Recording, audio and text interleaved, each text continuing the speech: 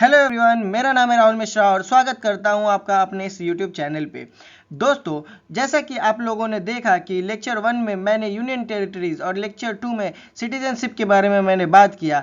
अब है लेक्चर 3 जिसमें मैं बात करूंगा आर्टिकल 12 और आर्टिकल 13 के बारे में, और इसको मैं रियल इंसिडेंट से रिलेट करके आपको समझाने की कोशिश करूंगा। तो बने रहिए इस वीडियो के साथ, क्योंकि हम लोग समझने वाले हैं आर्टिकल 12 और 30 को, वो भी बहुत ही ईजी तरीके से। तो दोस्तों, आज हम जानने वाले हैं आर्टिकल नंबर 12 को और समझेंगे कि इसमें जो है स्टेट का डिफिनेशन क्या है।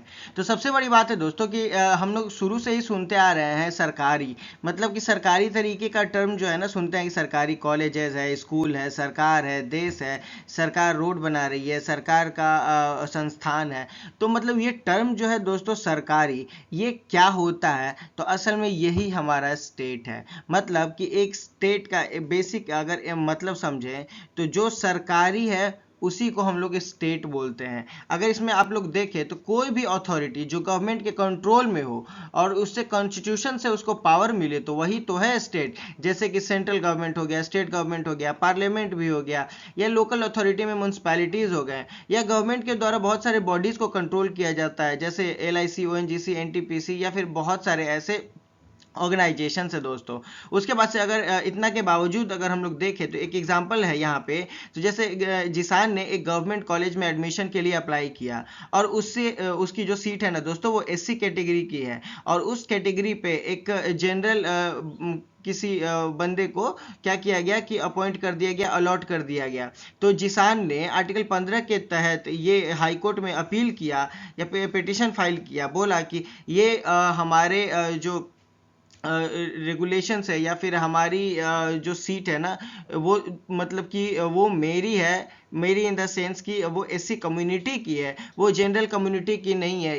उसका ये आर्टिकल 15 वायलेट हो रहा है। तो कोर्ट ने कहा दोस्तों कि सबसे जो स्टेट जो है ना, वो गवर्नमेंट कॉलेज को या फिर उस कॉलेज को रन कर रहा है, तो आर्टिकल नंबर 12 के तहत उसके पास ये फंडामेंटल राइट है कि वो अपने इस SC सीट्स को ज्वाइन करे। अगर सीधी सी बात अगर हम लोग देखें दोस्तों, तो गवर्नमेंट का जहां पे कंट्रोल होता है वही होता है हमारा स्टेट। दोस्तों, अब हम लोग देखेंगे आर्टिकल 13 को और इसको भी समझेंगे। तो आर्टिकल 13 कहता है कि laws inconsistent with fundamental rights. क्या होता है, अब इसको समझते हैं। तो कोई भी प्री कॉन्स्टिट्यूशनल या पोस्ट कॉन्स्टिट्यूशनल लॉ अगर फंडामेंटल राइट्स का वायलेशन करता है तो वो वॉइड हो जाएगा। अब समझो क्या होता है। कॉन्स्टिट्यूशन बनने से भी पहले हमारे यहाँ कुछ कॉन्स्टिट्यूशन पहले से थे, जैसे प्री कॉन्स्टिट्यूशन उसको बोलते हैं, ठीक है। और कॉन्स्टिट्यूशन बनने के बाद भी बहुत सारे अमेंडमेंट्स होते रहते हैं कॉन्स्टिट्यूशन के, तो उसको पोस्ट कॉन्स्टिट्यूशनल लॉ बोलते हैं।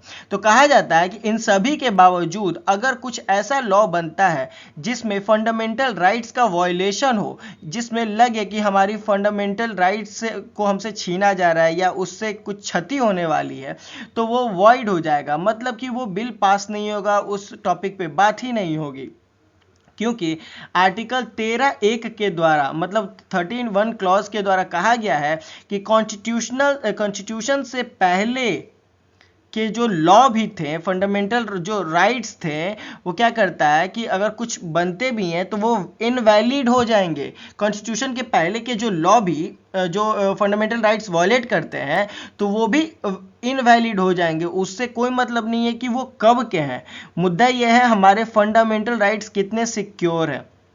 दूसरा लॉ इसमें बोलता है कि फ्यूचर में बनने वाले कोई भी लॉ, चाहे जो कि फंडामेंटल राइट्स के खिलाफ नहीं हो सकते हैं। तो देखो दोस्तों, सिंपल सी बात है, आर्टिकल 13(1) का जो क्लॉज है वो बोलता है प्री कॉन्स्टिट्यूशन, मतलब कि पहले का, और फ्यूचर में बात जो हो रहा है उसको बोलते हैं हम लोग पोस्ट कॉन्स्टिट्यूशन, जो कि बाद में बनेगा। तो आर्टिकल 13 आपको समझ में आ गया कि फंडामेंटल राइट्स के साथ कोई भी मतलब कि कोई भी नया अमेंडमेंट्स या फिर कोई भी ऐसा जिससे हम लोग का फंडामेंटल राइट्स इनसिक्योर हो जाए, तो वैसा कोई लॉ बन ही नहीं सकता है। 13(1) के द्वारा जो पहले, और 13(2) के अलावा जो बाद में फ्यूचर में बनने का भी सोचे तभी वो गलत हो जाएगा।